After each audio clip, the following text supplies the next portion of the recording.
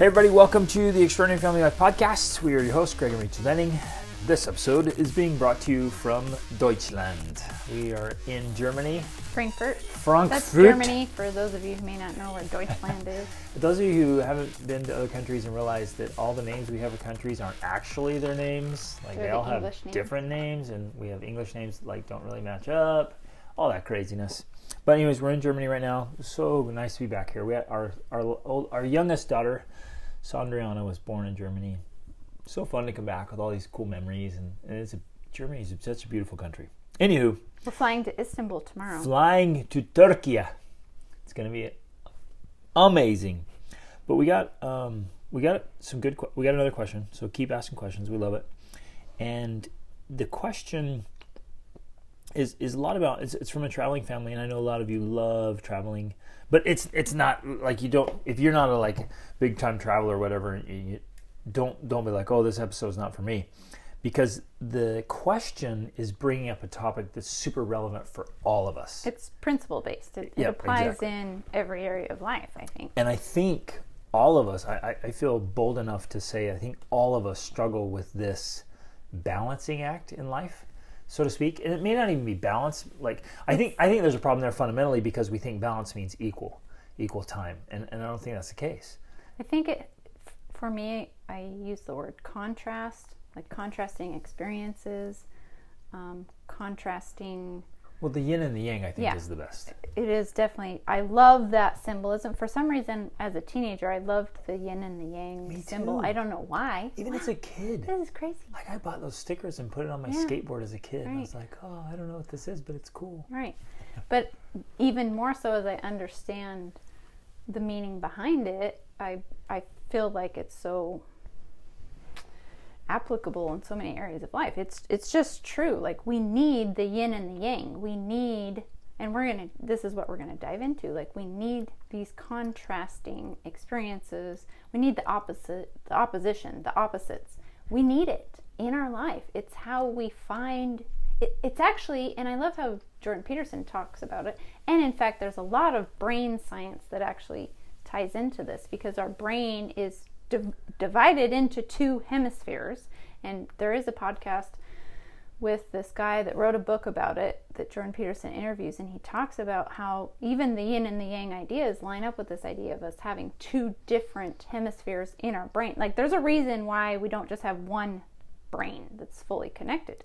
We have a brain that has two hemispheres, and each of the hemispheres are very different, but they need each other to cooperate and to operate fully and functionally. And it is one of the ways that we find full purpose and meaning in life, by learning how to balance out that yin and the yang. Because if we get too much of one thing, if we're too left-brained, or we've got too much of the black in the yin and the yang, if we have too much of the one thing, we actually do start to feel out of balance. We start to feel like our life is lacking meaning and purpose, even if it's something that previously gave us a lot of meaning and purpose. It now begins to lose that because we don't have the opposing side of this equation. We don't have the right brain in there. We don't have the white.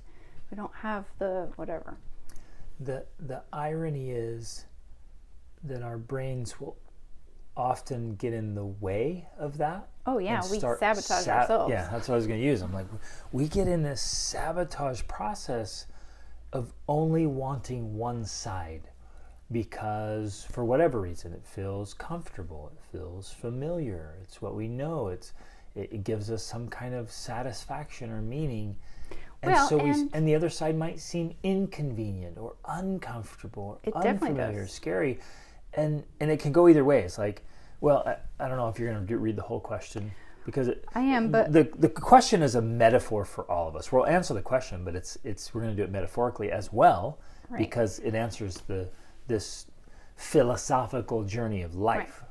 Well, and I think one of the examples that's easy for me to identify of this happening, because we've seen it, we've experienced it, is, like we've talked about with food before. We've seen many people, we've had a lot of friends and acquaintances who will pick a diet, they change their diet to one type of diet, and then that becomes their thing. Like, that's it. And it happens it makes sense why it happens. It happens because they experienced positive benefits from making that change. You know, they became raw, they became vegan, they did this thing, they experienced positive benefits from it, and so now that becomes their religion in a way. And so they just keep holding on to that thing when we have experienced personally through trial, error, experimenting, and study and research that it's actually, that's not how it works. That has a positive benefit, but then when you learn how to balance that out with something almost completely opposite in many cases, you actually find more benefit and more positive results by doing that and taking that route than by just picking that thing and sticking with it for the rest of your life. And I'm never going to change. I'm going to identify as this person. You know, this is my way of being now. I am this. It's not as powerful and you get in the into long a run. struggle. And obviously there's so much power in the identity piece Yeah, there that is helps you to do incredible things. But then if the identity and the ego get in the way, then you get stuck in that identity. Yes. And now you're like, I kind of want to break free from this, but I've built my part of my whole identity now. Yeah. And even now in our modern age, we build an online identity. Right. We have this persona online, and we'll build a whole lifestyle or even businesses around this identity, and then realize, shoot, Yeah. now I'm kind of stuck with it. We've even seen humanitarian organizations start up to solve a problem, and then they're stuck in that. They have to almost perpetuate the problem, because if they solve it, then they no stop. longer exist. Yeah, they don't exist anymore, which is how it should work, honestly. Right. But Yeah, okay. so it becomes a problem. And just a little tangent here, because I remember the same thing, actually going through this ourselves. At least me, I went through it because, you know, online my presence is World School Family, and for a period of time, specifically during COVID when we were quarantined and we were at home, I remember feeling like, are we stuck in this identity? Do we feel like we have to do this? We have to be this traveling family because that's our persona, you know? And so you have to learn to separate that and make sure you're doing it because you actually want to do it and because it is still meaningful and fulfilling, and not because you feel obligated to do it. And to recognize that I can still be the World School Family and have a house and live that life if I want, right? Like, I can do that. I'm not required to fit into any certain box and do it a certain way. I can have both, or I can do both and still be however I want to identify myself, right? So you're saying you could be a vegan that eats steak? Maybe, because your steak eats Because your grass. steak is a vegan. Your steak is a vegan. That's right. Exactly. Oh, I like that. Okay, so I love eating vegans. that could be really misinterpreted. Okay. Vegan cows. So, I mean. Yes, thank you. To the question, as a full-time traveling family now of 4 years, we have been for many months feeling the pull to slow down even more, although we're already traveling very slow.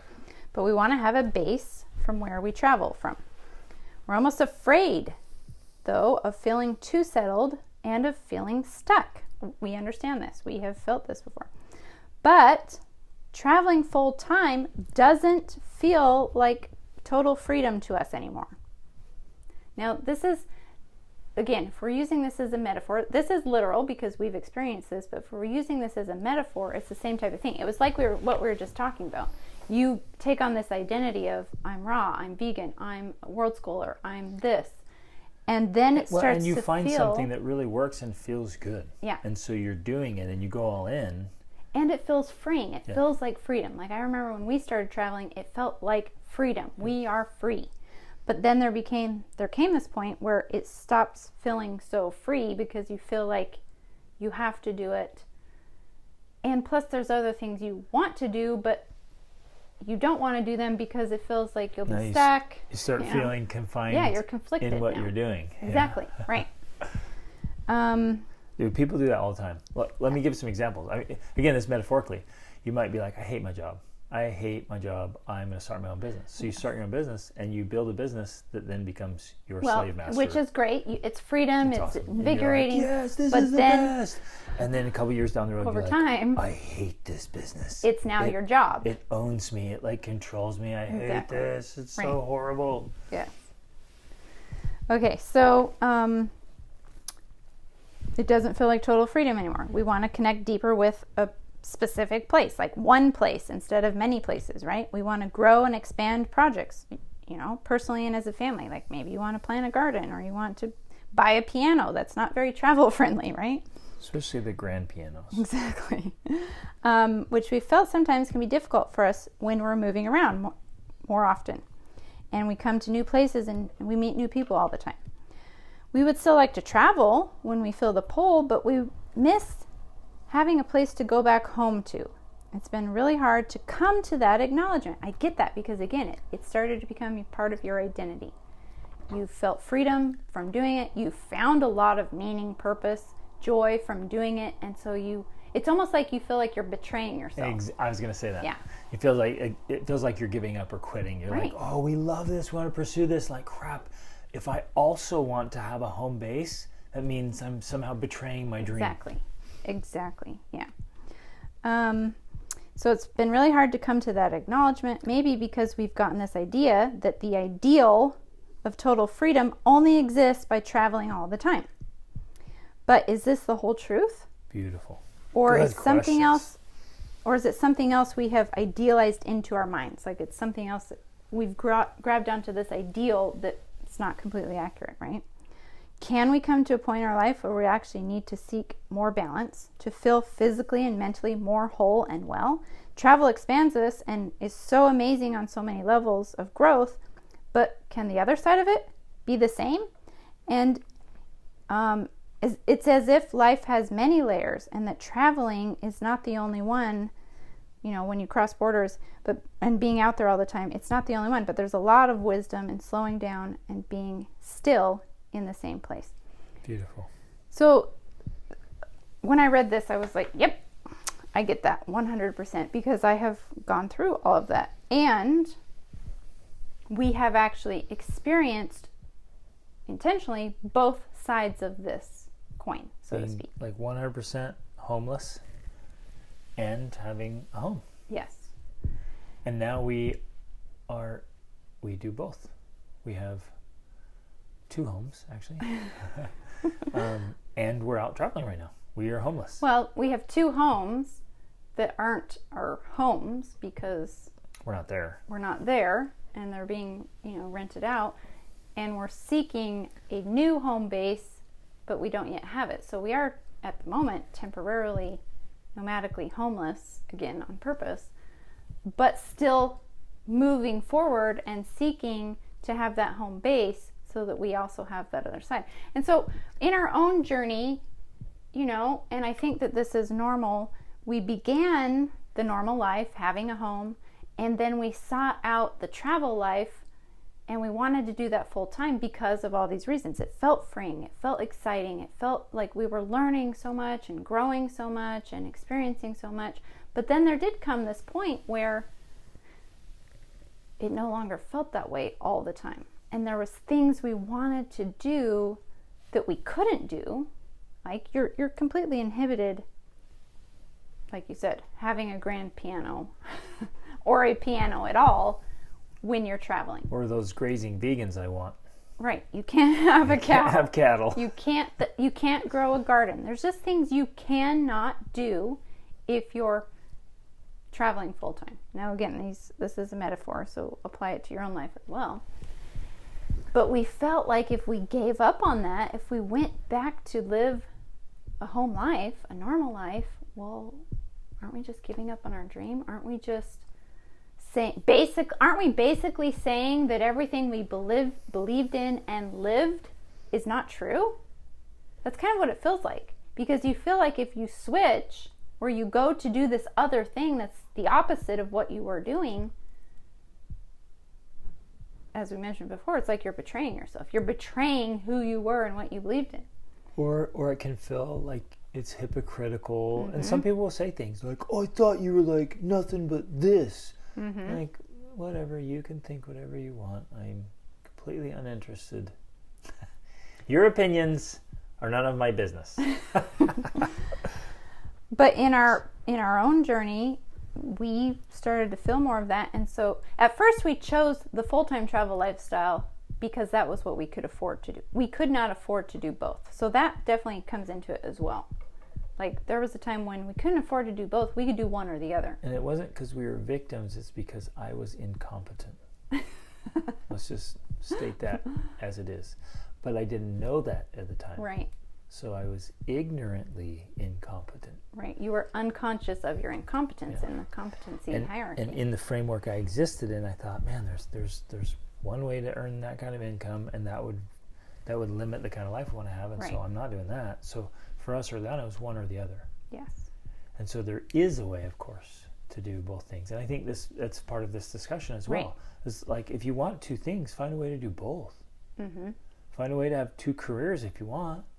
Find a way to have a home base and travel if you want. Find a way to be vegan and rot. Yeah. Be a carnivore and eat salads, I guess, if you want. An omnivore. Or have your meat eat the salad for you. And then, I don't know, we're just playing with the food thing. But this starts to apply to so many things. As you were sitting there talking, I was like, this applies across the board. That's why it's a beautiful metaphor. Because there's people that get into religion. And they go so far, so deep into religion, they actually get pretty lopsided. And they become too churchy and fanatical or weird, or they get so myopic or narrow-minded, or they get so enclosed, they think the only truth is in my truth. And the only good people in the world are the ones here in my congregation, or the only way to do life is this way. Mm-hmm. And it gets so narrow, it's wrong. Then there's other people that look at religion, they say organized religion is a mess and has a history of horrible atrocities, like, I'm out. I will never go to organized religion. Or they become completely agnostic and they don't believe in anything, and so they become nihilistic. Mm-hmm. So you see the swing way too far to either spectrum, right, where you can come back and say... Too much yin or too much yang. Yeah, you can come back and say, actually, no, I can see the deep value of faith and religious practices, and yet I can still be in the world. I can still exist and operate and understand the people and truth and the complexities of life. I can see all of that. It's the same with education. You might think homeschoolers are just total nut jobs and say, I'm never homeschooling my kids, and you go all the way into like government schooling. Or you might swing all the other side and be like, the only way to get any education or do anything good is to do it yourself in the middle of nowhere by yourself and never interacting with anyone in the world. Yeah, compound, and the only people allowed on our compound have to be approved ahead of time. And like, you can go too far. You can do it socially. You can do it with work. You can do it with business. This applies in so many ways of having this temperance. I was thinking of Francis Bacon's quote, where he says, you start studying philosophy. He says, if you go halfway into philosophy, you throw out religion, you no longer believe in God, and you lose it. He says, but if you go all the way and do the full circle of philosophy, it actually brings you back to God. Well, this reminds me of a couple things. One of them I want to talk about, so don't forget me. Don't forget me. Don't let me forget. I will never forget you, dear, because you are so unbelievably unforgettable. Thank you. Don't let me forget. I want to talk about people we have met that are, for lack of a better word, imbalanced.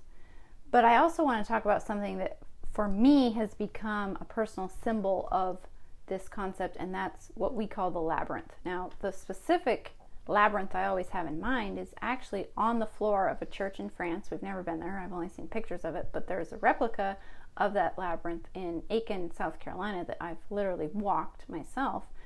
And what it represents, especially this one, is, so the difference between a labyrinth and a maze is a maze has dead ends, and you get lost and you stop and you have to turn around and go back. A labyrinth actually goes the entire course but it starts in one place and ends in the middle. So if you walk the entire thing, you don't get lost and there's no dead ends. You walk the whole labyrinth, and in the middle you end up in the center.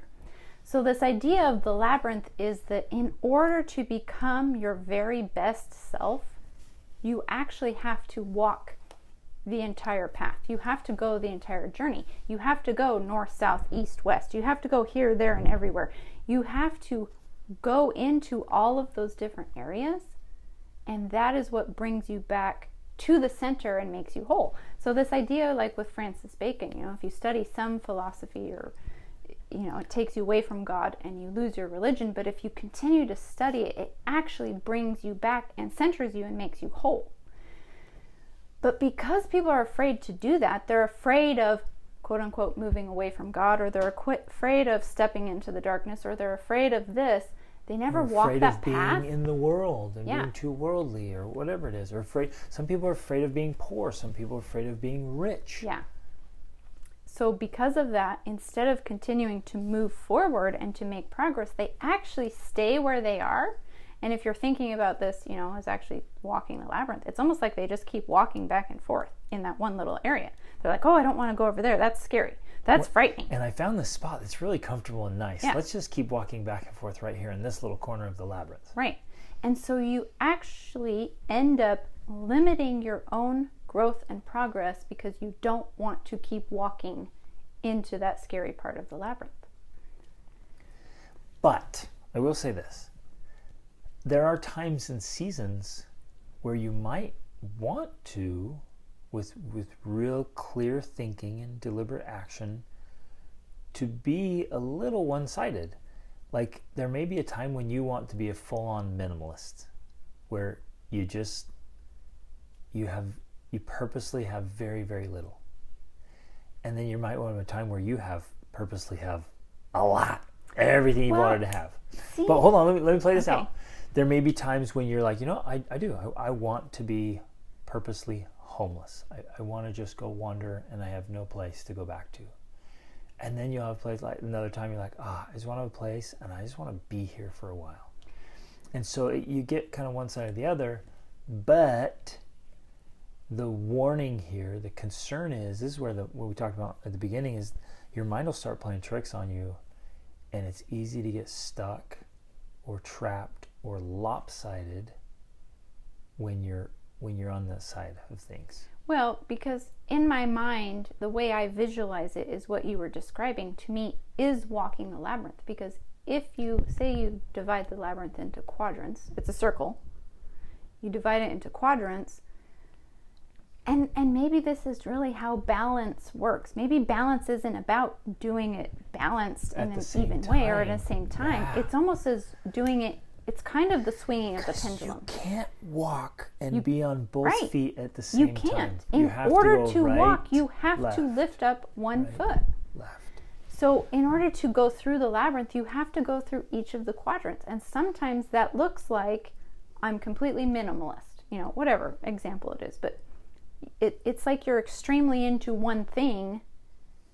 The challenge arises when you stay extremely into that one thing. Exactly what I was going to say. When you stop. It's really about going there and then coming back to a place that's balanced instead of going there and staying there. That's where the problems lie, I think, is when you go to that area, but then you never want to leave. So to me, this whole journey, the whole process, the whole balance is found by walking that labyrinth, going into each of those quadrants, because they're very different, they're very unique, they're very, what's the word, they extreme. Sometimes they're extreme, right? Traveling full time, that's extreme, and yet there's so much growth that can be found there. And then if you go to the next quadrant, you're growing a farm or whatever, it's the opposite. Yet by doing both of them, you become a more balanced, well-developed person. Exactly. This metaphor is perfect for life, because you start out helpless, and then you go through this childhood, and then you're single, and you don't want to just stay. You don't want to stay as a child. And some people try to do that, and they're adults, but they're very childish. They never leave that. Or they are single, and I'm going to always be single. But then you get married, right?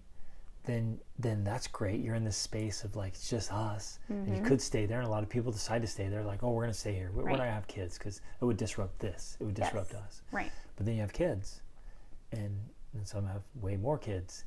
And you have this thing, but then your kids start to move out again. Right. And where some moms or some parents like don't want their kids to grow up. They get so stuck it's their identity, like they have to feel needed, and when they had kids they felt needed, and when the kids started to move on, they're like, no, I'm not letting my kids move on. I'm moving in with them. Right. Or I'm following them, or I'm going to call them, and I can't let go. But guess what? You go back to again, and this is again this is this ideal situation. You go back to just being a couple again. And some couples can't handle that because they didn't walk through the labyrinth. They got stuck, or they want to stay stuck.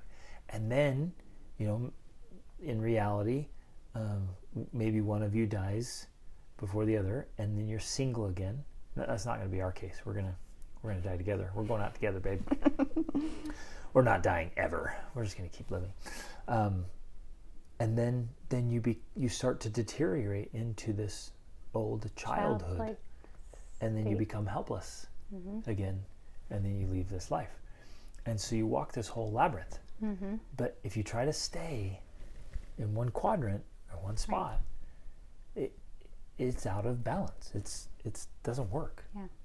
So we have to make this one short, but I just want to end on this one little thing because I feel that it's relevant, because in our personal journey where we have traveled a lot, we've been to a lot of places, we've met a lot of people.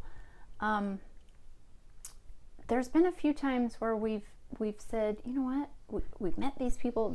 They are really awesome people. They're honestly good people, and yet there was something there that we couldn't always put our finger on. Although I think we started to identify that, which I'm talking about, of where just something was missing. It's like something was missing. It's not that they were bad or they were. It's like they were really thriving in one quadrant of the labyrinth. Yeah, okay, so that's what I'm getting at. You're so good at this. Yeah. Like, this is fantastic. But then you subtly realize, oh, wait a minute. You're underdeveloped in this other one. And it's a little lopsided. And so we started to notice this thing where that's the best way we know how to describe it now. It's that there's people out there that are really good people, and they're really thriving in their thing, in their area. But there just was something missing. And I think what's missing is walking this journey. It's that they haven't gone to some of the areas in the labyrinth. They've never walked there. They've never explored it. In some ways, they've never even thought about it and never wanted to.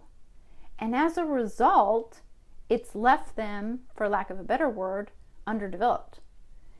I think that's a perfect word. Yeah. And without that full development,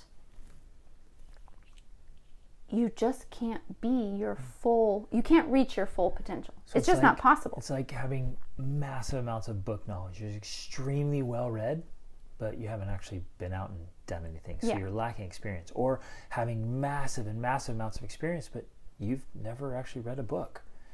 Either way, it's like, it's really great. And you have great conversations, but you're like, yeah, the other side is missing. Yeah. Or being really unhealthy, or having social stuff, or spiritually, whatever. This applies across every aspect of life. And the goal here, my friends, is for us all to find this yin and yang, this beautiful balance of having walked and developed the entire aspect of the labyrinth. Okay, gotta run. Love you guys. Reach out.